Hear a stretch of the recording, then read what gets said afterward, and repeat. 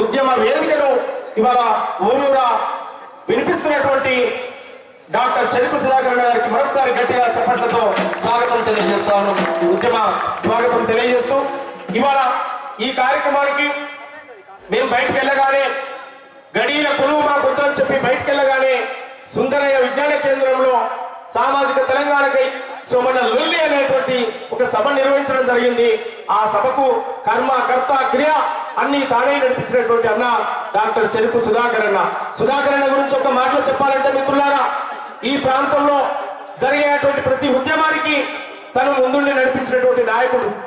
వీరన్న నాయకత్వంలో జరిగిన తెలంగాణ మహాసభ వేదికల్లో అగ్రభాగాన నిలిచి 96, 97లోనే మా తెలంగాణ మాకు కావాలని చెప్పి గర్జించినటువంటి నేత డాక్టర్ చెరుకు సుధాకర్ అన్న.